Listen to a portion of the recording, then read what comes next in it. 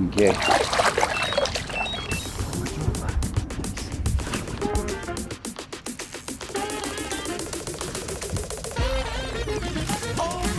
So we're at Waterside in Chesham on an exclusive booking. I'm here with Tom. It's a fantastic looking lake.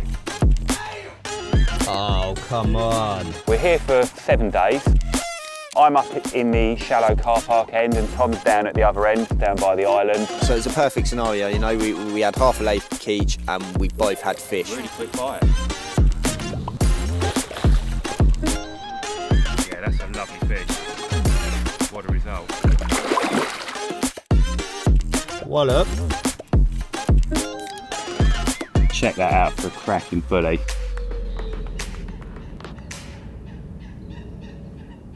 I got a good key impression. I can basically call them to me. And that? Yeah. It is good, isn't it? I'm a bit of a loser and I practiced it for ages, but I finally nailed it. Do you want to hear it before we start quickly? Yeah. I ain't done it in a while. It will get them off my bait as well. Get them here. Ready? How do I do this?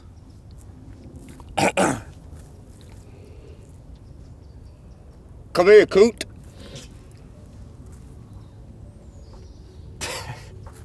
Wasted on him, innit? Wasted on you, Sam. Right, get serious, you lot.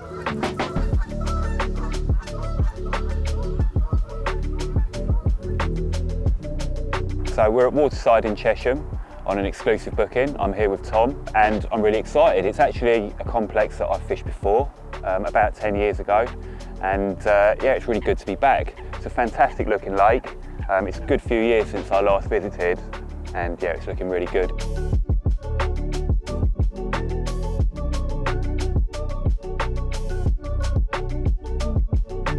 Yeah, we arrived yesterday at about 11 o'clock, had a lap of the lake.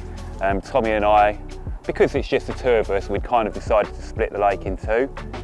It's kind of good for that because both ends can be good, and indeed on our walk around we saw fish at both ends, so it made the decision a little bit less angsty. You know, you can imagine if the fish were only up one end, then obviously you'd want to fish there, wouldn't you? So yeah, I'm up in the shallow car park end and Tom's down at the other end, down by the island, and to be honest I would have been perfectly happy down where he is as well. Both ends look really good. So we arrived at about lunchtime, did a little bit of a walk around, and we did see a little bit of bubbling up at this end. So I was quite keen to get my rods out quickly, as usual, and try and get a quick bite. We're here for 7 days, we've got a week's booking, but you know, it's always nice to get off the mark, even when you've got a little bit of time to sort of formulate a longer term plan.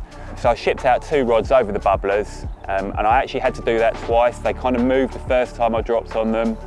But yeah, just before dusk, I had a bite and had a really nice clean upper double mirror. So yeah, I was off the mark. Really good. So off down to see Tommy. Come on.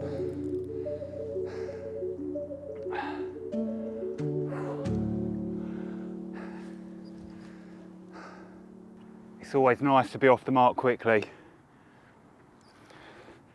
And it was well worth a stealthy couple of hours fishing for those bubblers because we're off the mark.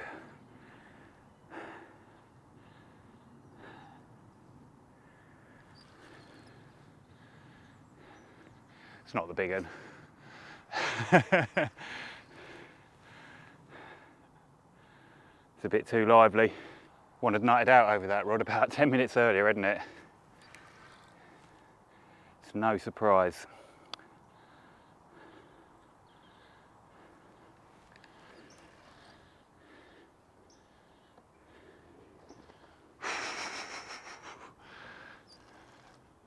That wasn't a bad one either.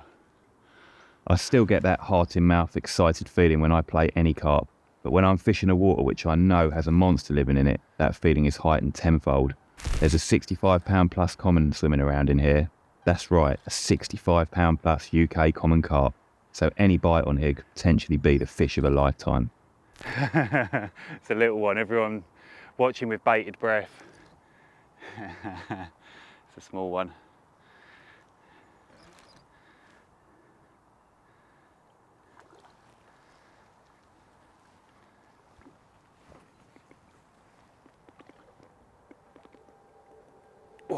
Yes, boys. Whee, yes.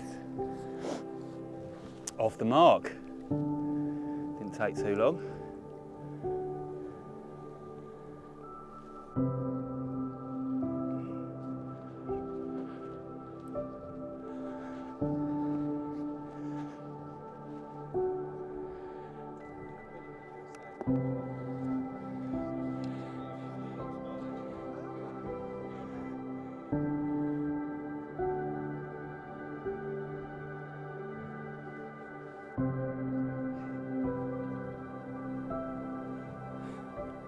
Well, it's always worth getting it out straight away, even when you think you've got loads of time. As it turned out, there was a quick bite. It took a little bit longer than I'd hoped, but yeah, I was just about to wrap it up and move around the other side for the night. And yeah, it's rattled off, so a result, a nice start to our trip to Waterside Fishery.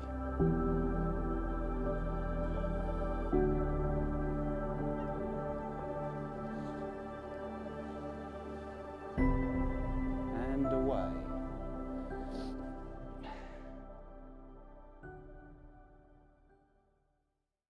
So yeah, Ollie took the approach of getting a couple of rods out and trying to get that quick bite, and rightly so, because they were definitely feeding.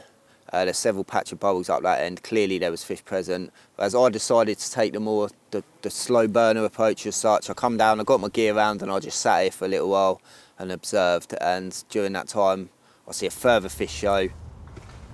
Oh, come on. Come on. Wallop. And a tiny little bit of bubbling, which could or could not have been carp, but it was enough. You know, I was happy and I was eager to get going.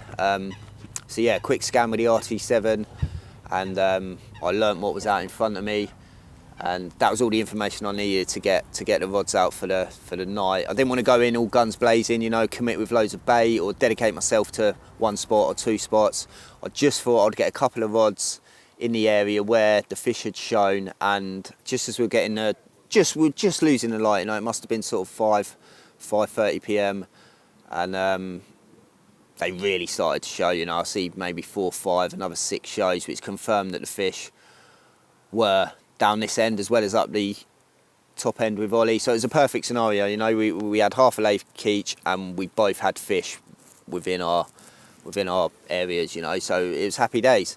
I managed to get those rods out, and as we sat here having a couple of brews with the boys, they really started showing.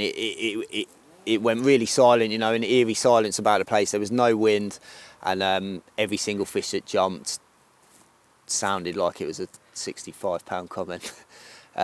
Maybe it was, you know. So yeah, I went to bed that night quite optimistic, and I thought, you know, although I'd only sort of rushed to get the rods out, I was quietly confident. I mean, it hadn't done bites previous weeks. The group that were leaving just as we arrived, I think there was 4 of them on, and they'd only managed 2 fish, I think.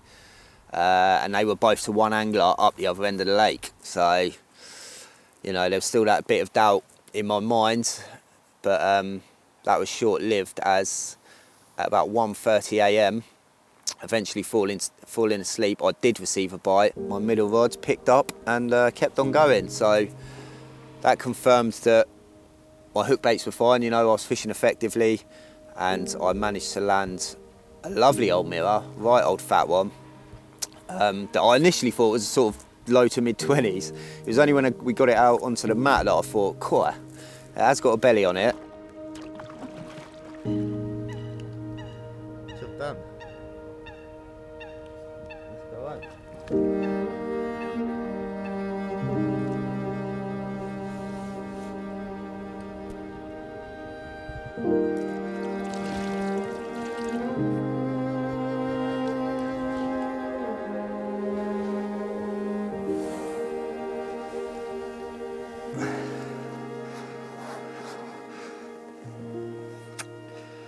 Well, it's just gone 2 a.m.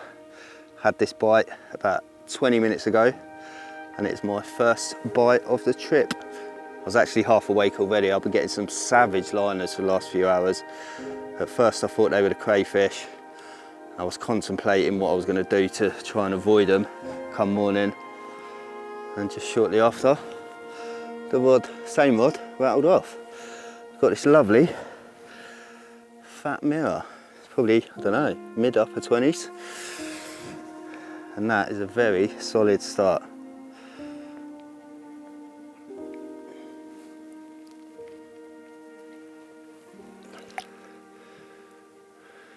Yeah, looking at it now, unfortunately we didn't weigh it. I was kind of messed up. I left my weigh sling in the van, blah, blah, blah. And we're not allowed to retain fish here, so we had to do them on the bank. And by the time the fish was on the bank, there was no time. I didn't want to mess about and put it back in the water and whatnot and hold it for any longer. So we took a rough guess, and whilst holding it up, I thought, you know what, this isn't a mid-20.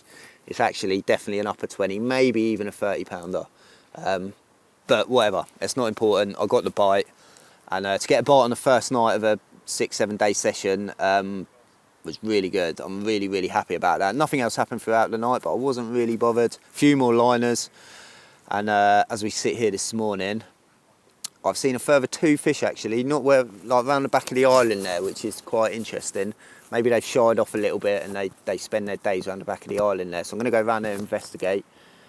But as I sit here now, not even 24 hours in, with a fish under my belt, with Oli also catching one. Oli also caught one yesterday afternoon, literally straight away, a 18-19 pounder. So a fish a piece when the lake's not fishing particularly well, within 24 hours, we can't grumble at that at all. Come mid-morning, I decided to reel in to check my rigs and freshen up my hook baits for the day ahead. I caught that last carp on my trusted fluoro-link Ronnie rig with a monster shrimp, matched the hatch pop-up hook bait, tipped off with a bunch of red maggots fished on a leg clip setup. So I loaded my rig into the RT7, sprinkled in a handful of red maggots, a few casters and some monster shrimp flake, and set sail for the far margin spot underneath an overhanging willow tree. This was a really good looking area on what was effectively a no fishing bank, and with the use of the bait boat I could get my rig into position with minimal disturbance. The coots had been a bit of a pain though diving on my spots, so I had to come up with a cunning plan to try and stop them. Take that spare jacket I've got there. Yeah. I'm going to take it around there, put it on a bank stick. Chris Yates. Chris Yates that. Was that him? Was it him that done it? Scarecrow? Yeah. And Bob James. I think that worked, you? What are you going to do for the head? Just put his hood up. Got any On the balloons? top of the banks. No. Blow a balloon up. Mannequins. I ain't got my mannequin with me. Blow up doll. Using it. What about that? What's that plastic bag there? I reckon that'll work. In the hood.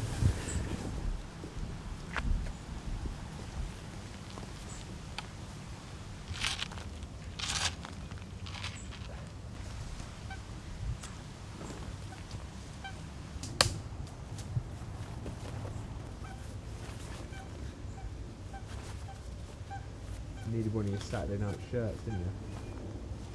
I know what you're like, loud and garish.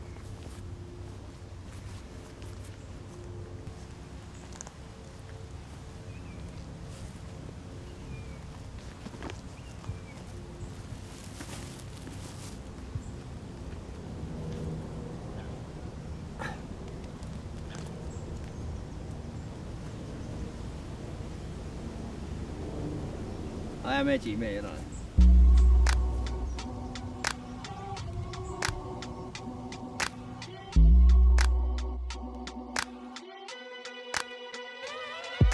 So on this trip I'm dropping on fizzers, and my approach is pretty similar to normal. You know, I'm using a multi-rig, I'm fishing a match the hatch pop-up over the top of a little bit of flake, a little bit of pellet, and in this case I'm using some hemp and I'm also using some naturals, a few casters and a handful of maggots.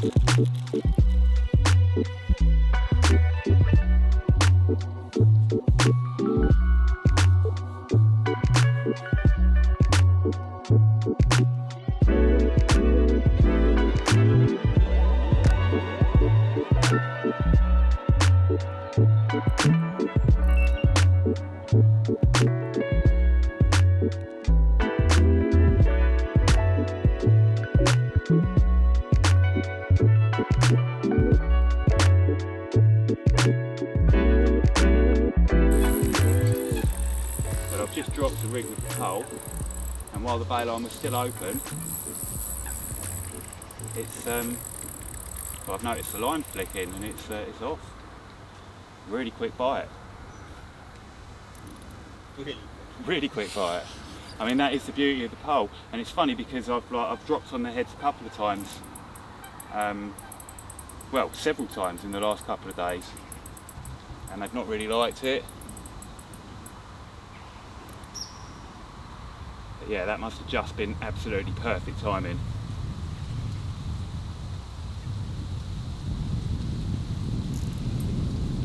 I've got to thank Tommy for letting me put one there. Cheers, mate. So you gave it? Got to catch 'em. Well, they were right between the two of us, and I wanted to offer Tom the chance because he was. It is his water, really. How we divvied it up, but I mean, it's not far from this bank, is it? But Teamwork, eh? teamwork makes the dream work. No, thanks, mate.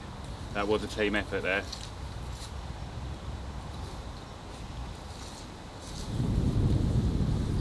Never know. It doesn't feel small, but it certainly doesn't feel like a giant.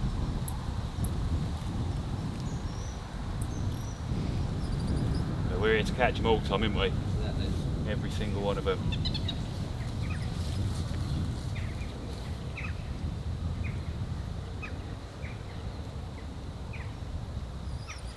Oh, it's a mirror, scaly one. Scaly one.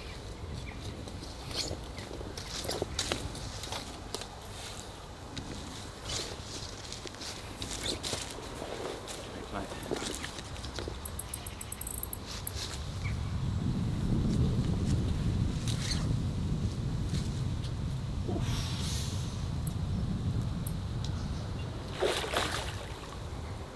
Not a bad one. Nice It's one, a eh? really nice one, yeah. That is a lovely carp. So let's get out of my way, does it? All right, mate. Thanks for... Come on, in you come. Yes. Yeah, boy. That's a nice one. Thank you, Tommy, lad. Cheers, mate. What do you reckon? It just follows, just perfect timing. It follows the maggot down and the boilie crumb, and then just.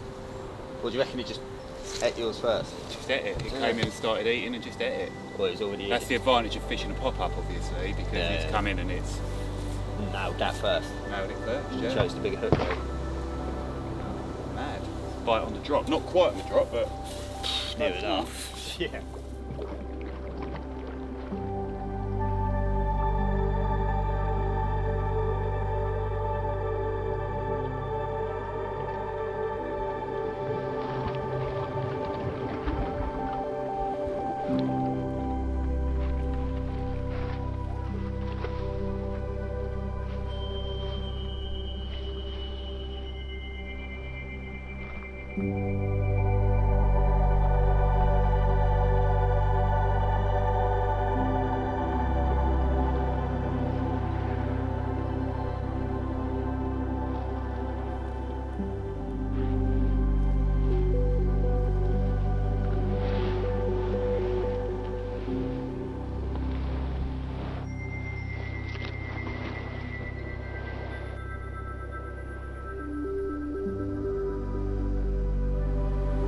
what we got?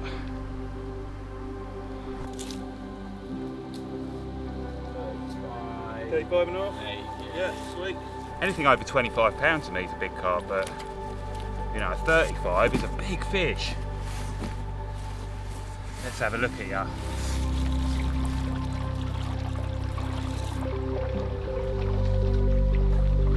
What a lovely carp. Beautiful rounded tail on it. Oh man. Nice one, eh, Mikey? Yeah, that's a lovely fish. What a result.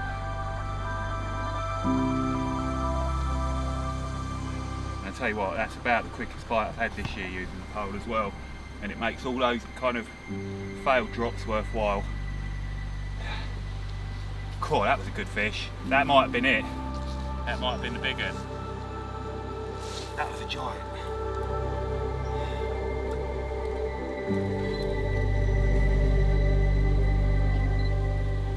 So it's called the Scar, and you can see why. It's got a couple of scars on this side. A nice character of a carp. Really nice, like a breeze block.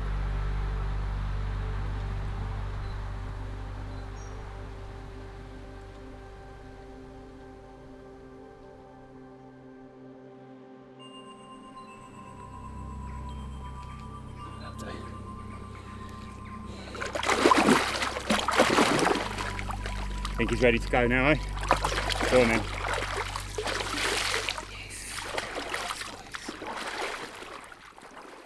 I've always chased bubblers, for the most part unsuccessfully casting at them. When the bushwhacker came along, it totally switched things up, and it allowed me to turn finding those fish feeding into a very quick bite and a fish on the bank. When I'm using the bushwhacker, as I get it out of the bag, I'll pre-assemble it into runs of 4 or 5. Now, these larger runs make it a lot easier to ship it out quickly, and it makes it a bit quieter as well because you're not putting together so many sections with the pole in the water. Having multiple sections set up is good, but one thing I don't do is set up one long run, because if you've got pole laying on the ground behind you, it becomes a bit trickier to steer it. As I'm setting it up, I'm not too worried about the clattering of the pole, but as soon as it's in the water, that will transmit any sound, so I'm super careful not to bash the sections, and I'm really careful as I'm putting them together to be as quiet as possible. I'm only ever fishing for a bite at a time, so how much bait I put in the spoon really depends on how quickly I think I'm going to get that bite. If I'm shipping it out and leaving it for the night, hoping for a bite in the morning, then I'll put a little bit more bait than if I'm actually dropping it on a feeding fish. There are 3 staples of bait for my bushwhacking. That's monster shrimp or scopex squid flake, 6mm pellet and hemp. You can also add live natural baits like maggot and caster. The spoon makes it really easy to apply any particle baits accurately over the top of your rig. For the vast majority of my fishing, whether I'm casting or dropping from the spoon, I'll be using a multi-rig. It's super simple and effective. I can change the hook really easily, and it allows me also to switch hook baits. What hook bait I use will vary on the time of year, and it'll also vary on what I'm putting in the spoon. But if I'm dropping with a little bit of bait, I'll usually use a match the hatch scopex squid or a shrimp pop-up. In the colder months, I'll switch up for a citrus pop-up. You can drop any rig from the bushwhacker, but that multi-rig, it's just so anti-tangle, it means that I can drop it on pretty much any lake bed, be it gravel, silt, and I'm fishing perfectly.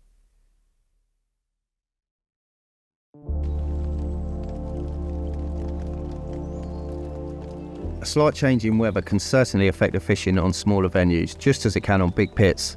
I've noticed particularly on this session that a change in the weather can really kill the fishing. We've had an influx of rain over the last 24 hours, which has cooled the water layers, and I don't think the carp like that very much. Conversely, a little bit of sun in the water can make all the difference. With the action slowing down during these prolonged cold rain showers, Ollie and I would catch up with a hot brew or two and chat about what had been happening, or not happening, around the lake that day. Sam the Scarecrow wasn't fazed by the weather at all, and he was doing a great job at keeping the coots away from underneath the overhanging willow spot. However, the odd coot had now been diving on my island spot, giving me indication on the alarms. Although I was fairly confident my rig would still be presented, for peace of mind I decided to check and redo the rod. The rig came back lovely and clean, and to my surprise I couldn't see any evidence of crayfish activity on my hookbait or putty. It came back clean as a whistle, the lead was still on and the Fang-X hook was still razor sharp. I couldn't see why I hadn't had a bite on it. Maybe a more subtle wafter on the deck approach was the way to go. I sat out with the cold wind and rain in my trusty T1 and got to work tying some fresh rigs. This time I'd try a monster shrimp wafter fished on a slip D. I whack the kettle on and steam the skin link section of my rig straight. Threading on maggots can be a fiddly job. You have to be very careful not to burst any when piercing them with a needle. Once I have roughly 15 to 20 maggots on the needle, I slide them onto one of the bait floss tag ends left from when I attached a monster shrimp wafter. Once the maggots are butted up tight to the wafter, I then tie a few granny knots with the tag ends to secure them in place. I trim away any excess tag ends, attach the rig to the quick change swivel on my leg clip setup, and away we go. I like to check my rig in a margin before getting it back out on the spot. It has to be balanced and it must sit exactly how I want it to. I load the rig into the RT7 and sprinkle monster shrimp flake and some casters into the hoppers. Not too much though, just enough to entice a bite. Fishing with naturals has been a key factor in getting bites for both Ollie and I so far on this trip. I like to incorporate naturals whenever permitted. The addition of naturals can be the difference between getting a bite or not. The RT7 has been a godsend when getting my rods out to small spots underneath overhanging trees. It's also helped me to keep disturbance down to a minimum. If there's a carp in the area, I stand a really good chance of catching it.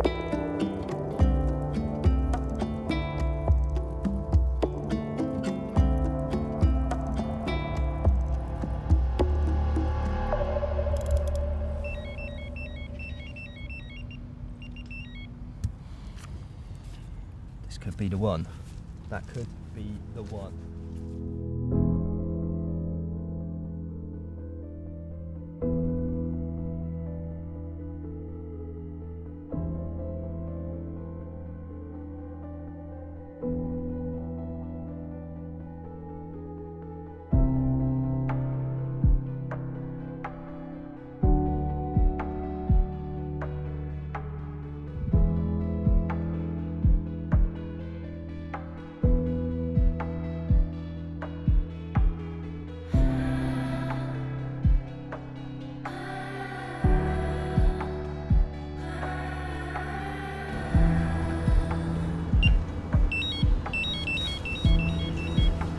That's a bite.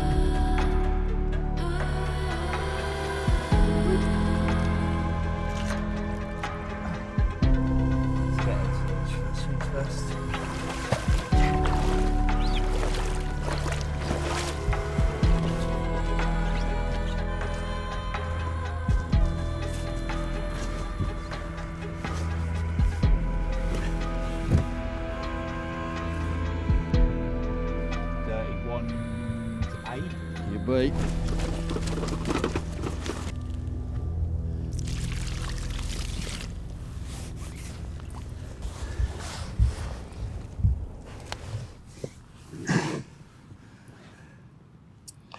Just as I was walking back round to my swim, I thought I'd check the spot quickly, see if there's anything going on, and they were absolutely ripping it up. Unfortunately, I didn't receive a bite for another 2 or 3 hours. I thought something might have been up, but I need not worry because just a short while ago, the rod finally ripped off. We've managed this lovely 31-pound common. Not gonna lie, I did get a bit scared when I see it pop up and it was a common, but he's about 30 pounds smaller.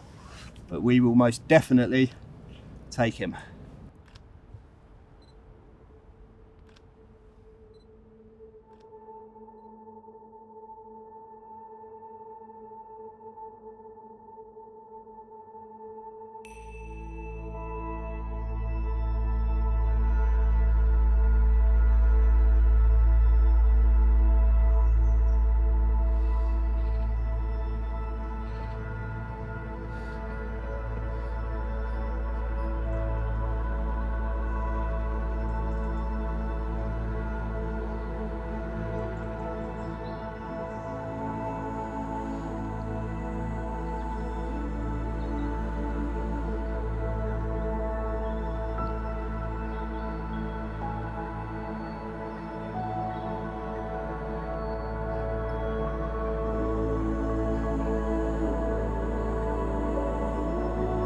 As you can see, this bit of the lake is pretty much empty of coots and it was full yesterday. And as a result, there's fish out there feeding. So yeah, I'm gonna go straight bag of maggots on these ones. I mean, I was lucky enough to catch one yesterday pretty much on drop. But actually before that, I'd dropped bait on them quite a few times and spooked them. So yeah, I'm just gonna try bag, just attached to my multi-rig, and I'm gonna drop it in amongst the feathers now. Wish me luck.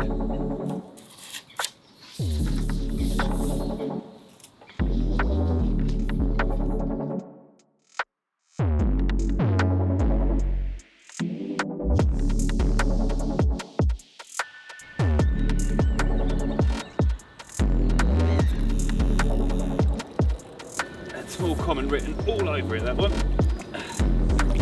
Sweet. Yes, boys. That'll do. He's a fair bit smaller than the one we're after. Oh, he's a 20 pounder. He's quite solid. Perfection in miniature. Well, it took a little bit longer than yesterday. What, about 3/4 of an hour? And I was starting to get itchy feet. The fish were fizzing like mad over the top of both of my rigs, but I hadn't had a bite. Then it all went quiet and it's rattled off. He's a lovely little carp. Probably 45 pounds smaller than the one that I'd really like to catch, but it's another one ticked off the list. And yeah, it shows that dropping it on the fizzers is working here. That's 2 quick bites I've had now.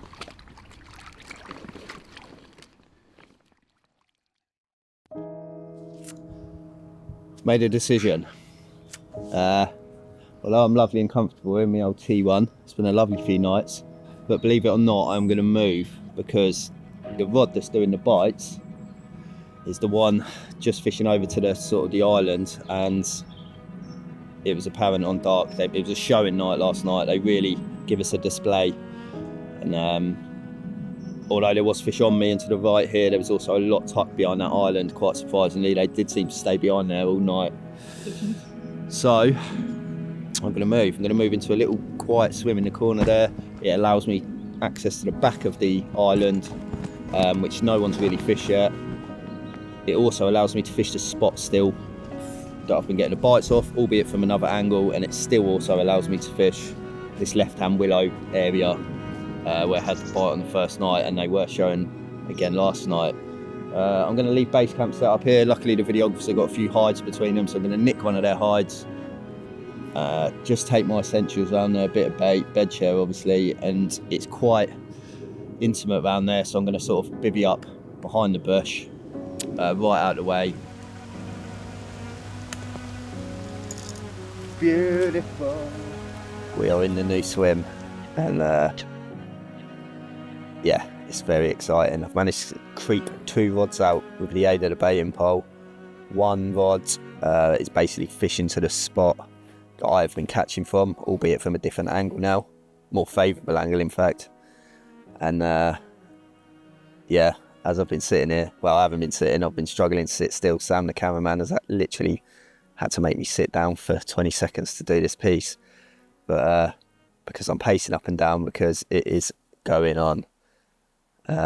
Since I've managed to get the rod out back on the bait that I'd put out this morning when I redone the rod, I've seen a bit of bubbling.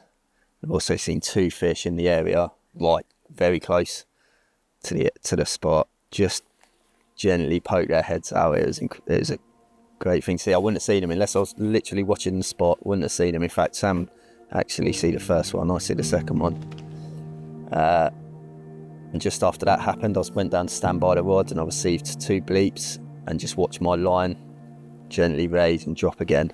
And the line is super sunk, so it must have been some sort of line up towards the rig, you know. So yeah, I'm very excited. I've also managed to get a second rod out just sort of the other side of this tree here in a little pokey hole, and that too is in an area not far away. They're only probably 25 yards away, both rigs, but it's also in a zone where they were definitely showing last night, and an area that I've not been able to fish so far from the original swim because it was tucked away behind this island. So yeah, only 2 rods out, both at close quarters, and I'm sitting here now like with the old full moon coming tonight. This is what we've been waiting for.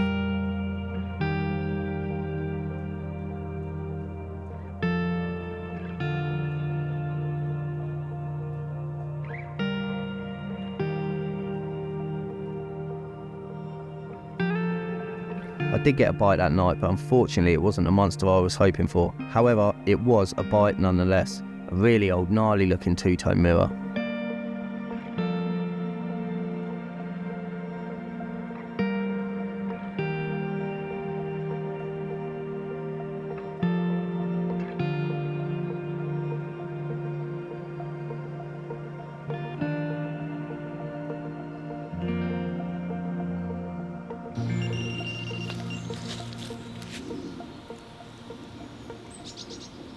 That's that short rod that went.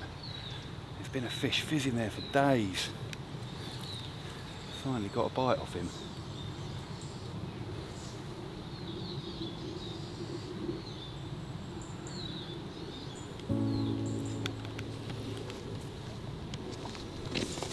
Oh look, it's just like a miniature version of that big one.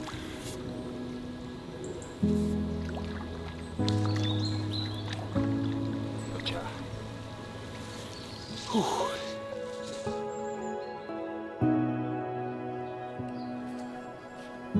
Well, what a glorious carp to start the morning with.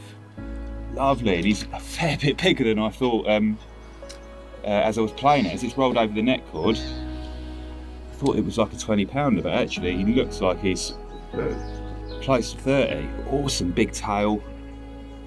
Lovely old carp.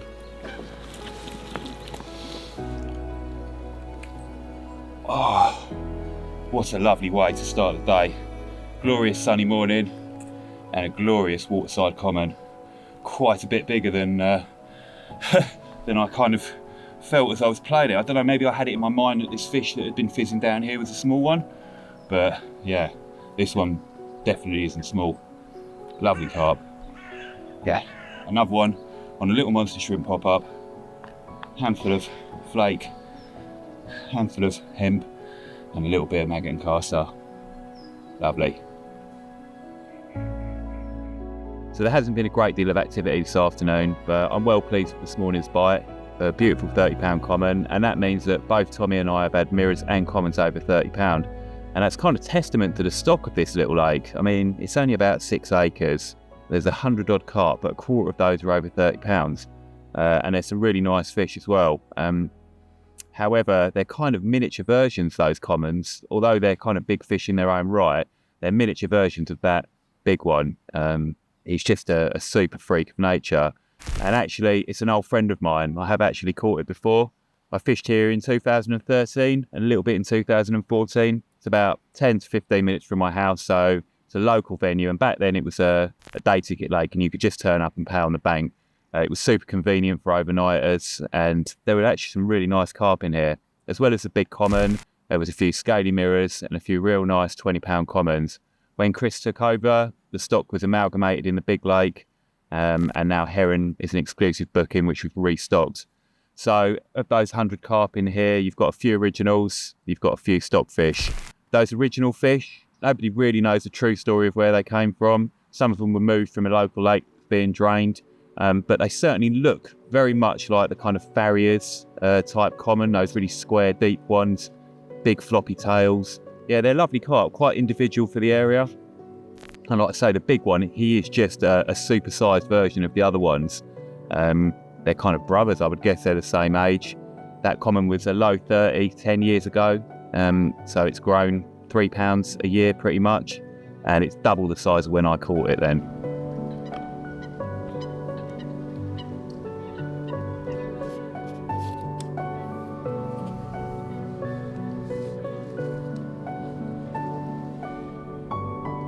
I used the deeper at the start of the week. I haven't used it much throughout the week because it had already told me what I needed to know really. But I haven't put a bait on this spot yet, and I really want to know whether it's clean or not and how deep it is. So without casting the lead about, I can do it while I'm putting the rig out.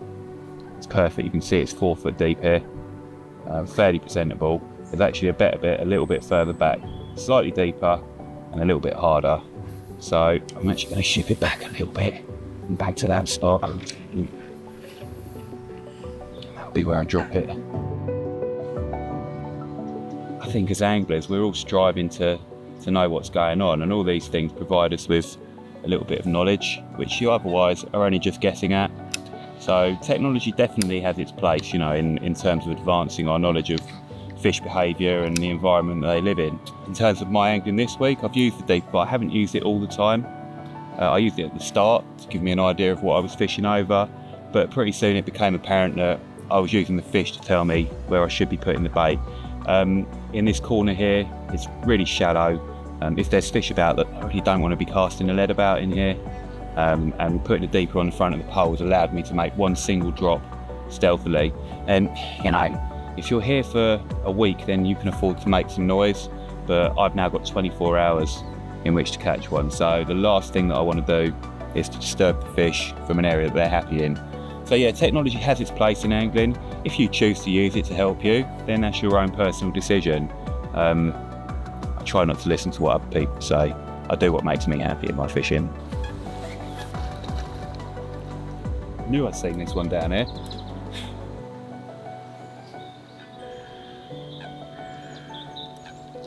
buddy. That will do very nicely. Yes. Yes, I was feeling not dejected, but like there'd been nothing going on today at all. And just in the last, 15 minutes, a couple of fish had turned up in the corner. Got me climbing the tree to have a look, and yeah, wow, check this one out.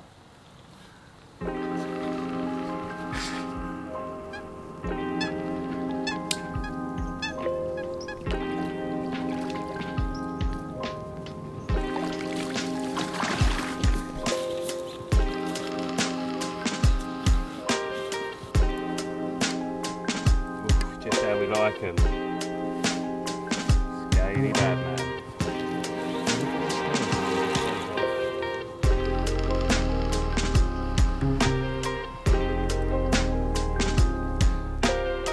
Check that out for a cracking fully. I'm pretty sure I saw this one roll in the swim yesterday. I was looking right at the bit of the water when it came out, saw the scales, and yeah, here it is in the bottom of my net, or in my hands now. Yeah, really lovely fish. Tell you what, if this is the last one of the trip, then it's a great one to end on. Going into the last night, it's all to play for.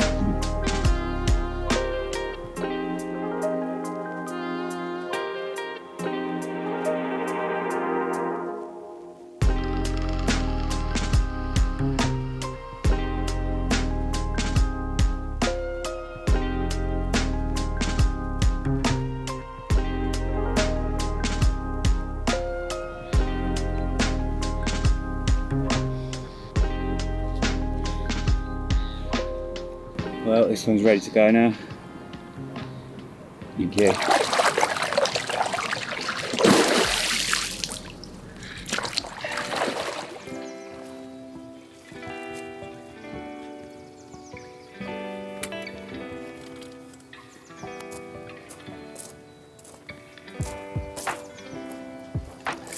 That's that then, mate. Rod's in? Rod's in, mate. All in. Yeah, I'm done as well. It's been a great week though. It's been a great week. Quick week. No, it's gone so quickly. By, as always. They always do, don't they? But we've done well. I think we have done I well. think we've done really well. Is it 9 bites, 10 bites? What a good average size as well. Yeah.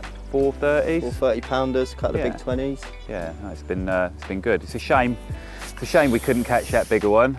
We'll have to come back for another go. Yeah, maybe next I year. was just speaking to Chris earlier. He's really booked up, but there are little like 2-night slots in. A couple in the spring, couple in the autumn. I think I'm going to have one.